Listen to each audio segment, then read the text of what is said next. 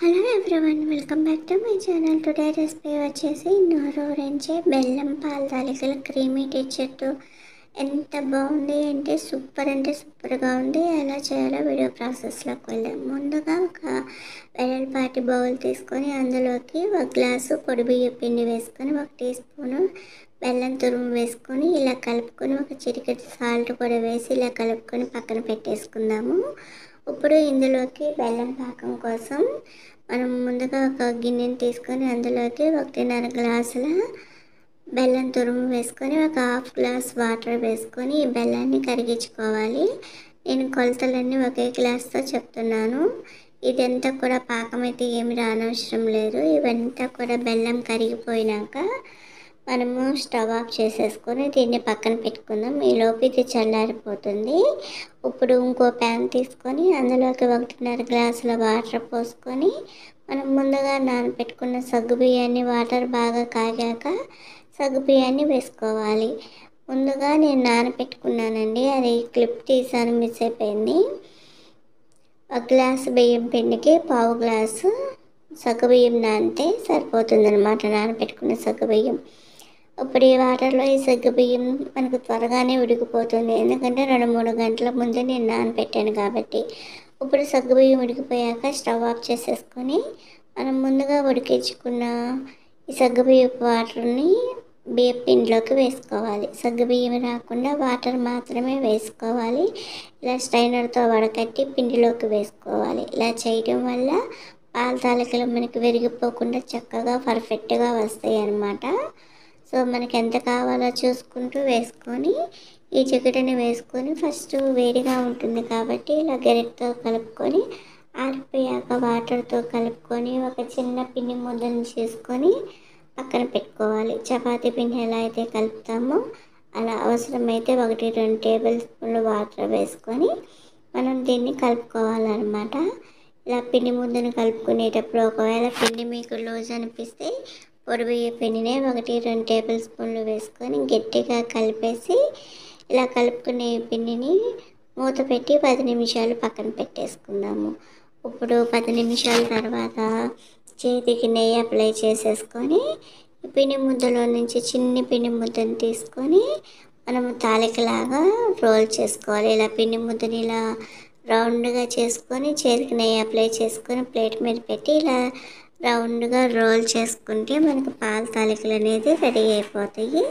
ఇది మరీ లావుగా ఉండకూడదు, అలానే మరీ సన్నగా ఉండకుండా మీడియం సైజులో ఉంటాయి. ఇలానే మొత్తం తాలికల్ని ప్రిపేర్ చేసి పక్కన పెట్టుకొని కొంచెం చిన్న పిండి ముద్దను పక్కన ఉంచుకుందాం.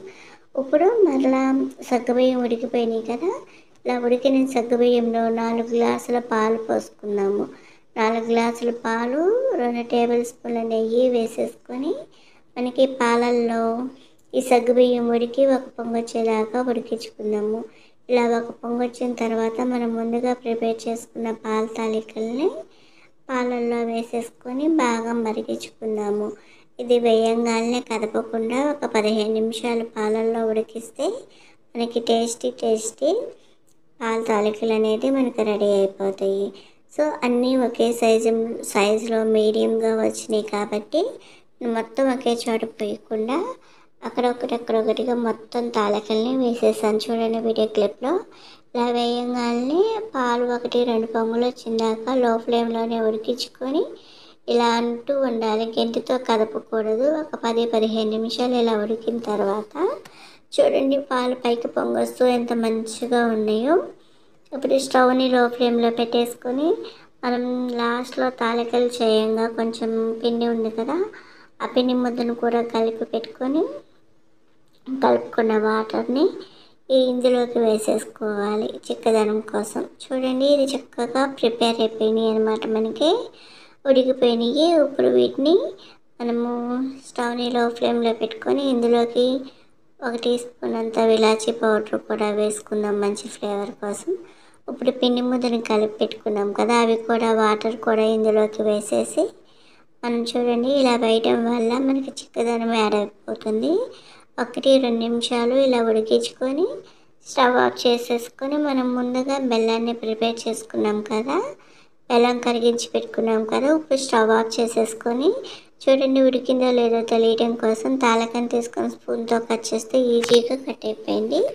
ఇప్పుడు మనం స్టవ్ ఆఫ్ చేసేసుకొని ముందుగా కరిగించుకున్న బెల్లం పాకాన్ని ఏమన్నా డస్ట్ పార్టికల్స్ ఉంటాయి అని చెప్పేసి ఇలా స్ట్రైనర్తో వడకట్టేసుకొని ఇలా వేసేసుకోవాలి.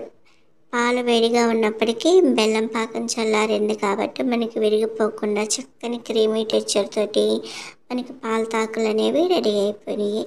సో ఇప్పుడు ఇదంతా కూడా బెల్లం అంతా పాల తాలకలకి పట్టేలాగా బాగా కలిపి దీన్ని పక్కన పెట్టేసుకొని ఒక ప్యాన్ తీసుకొని అందులోకి 4 టేబుల్ స్పూన్ల నెయ్యి వేసుకొని నేను ఇందులోకి వట్టి ఎండు కొబ్బరి ముక్కలు వేసానండి. మీ దగ్గర ఉంటే జీడిపప్పు కిస్మిస్ కూడా వేసుకోవచ్చు.